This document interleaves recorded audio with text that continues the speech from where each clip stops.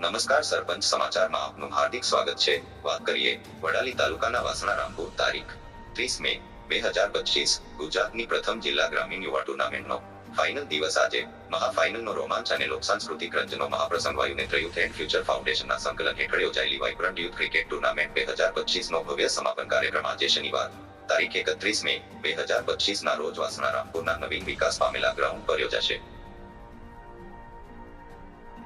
આ ટુર્નામેન્ટમાં સમગ્ર સાબરકાંઠા જિલ્લામાંથી 130મી વધુ ગ્રામ્ય યુવા ટીમોએ ઉત્સાહપૂર્વક ભાગ લીધો હતો અને છેલ્લા એક મહિના કરતા વધુ સમયથી દ્રષ્ટિપ્રેરક રમત જોવા મળી છે। હવે તેનું શાનદાર સમાપન થવાનો છે। આજે રાત્રે યોજાનાર ફાઇનલ મેચ અને સાથે ભવ્ય લોક ડાયરો ખાસ આકર્ષણ રહેશે। વિશેષ તરીકે ગુજરાતના લોકપ્રિય યુવા કલાકાર અને જનમનના પ્રિય ગીતકાર જયદીપભાઈ ગઢવી આજે રાત્રે લોકસાંસ્કૃતિક રાત્રિમાં રાષ્ટ્રભક્તિ, યુવા ઉર્જા અને જનજાગૃતિના ગીતોથી રંગી ભરશે। કાર્યક્રમના મુખ્ય આકર્ષણો જિલ્લા સ્તરની ફાઇનલ ક્રિકેટ મેચ, ગુજરાતની પ્રથમ ગ્રામ્ય ટુર્નામેન્ટ, 5000મી વધુ દર્શકોની સંભાવના, યુવા પરિવાર, મહિલાઓ માટે ઉર્જા, સંગીત અને સમરસતાનું મંચ, લોકડાયરા અને સંસ્કૃતિનો મોજમસ્તીથી ભરેલ રાત્રિ કાર્યક્રમ। સમાજના અગ્રણીઓ, ધારાસભ્યશ્રીઓ, ઉદ્યોગપતિઓ અને રાજકીય નેતાઓનું હાજર રહેશે।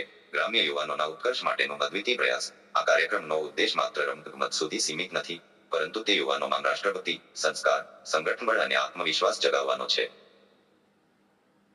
ગામડાના નાનકડા મેદાનથી શરૂ થયેલો આ પ્રયાસ આજે સમગ્ર જિલ્લામાં ચર્ચાનું કેન્દ્ર બની રહ્યો છે। વાયુનેત્ર યુથ એન્ડ ફ્યુચર ફાઉન્ડેશનના સ્થાપક અને આયોજક મંડળના પ્રતિનિધિઓના જણાવ્યા પ્રમાણે આ કાર્યક્રમ માત્ર ટુર્નામેન્ટ નથી, પણ આવનારા વર્ષો માટે યુવાનો માટે એક પ્લેટફોર્મ છે, જ્યાં આત્મવિશ્વાસ, પ્રતિભા અને સમાજ સેવાના ભાવના ઉગમે છે। સ્થળ અને સમય: વાસણા રામપુર ક્રિકેટ ગ્રાઉન્ડ, તાલુકો વડાલી। સમય: સાંજે 7:30 વાગ્યાથી 31 મે શનિવાર। જનતા માટે વિશેષ આમંત્રણ: આ મહાપ્રસંગમાં તમામ યુવાનો, ગ્રામજનો, પરિવારજનો અને રમતપ્રેમી મિત્રો માટે ખુલ્લું આમંત્રણ છે। સૌએ પોતાના પરિવાર સાથે પધારી ગ્રામ્ય યુવાનોના ઉત્સાહને બળ આપવો અનુરોધ કરવામાં આવે છે। આવો અને સહભાગી બનો ગ્રામ્ય ગૌરવ અને યુવા ઉર્જાના આ મહોત્સવમાં।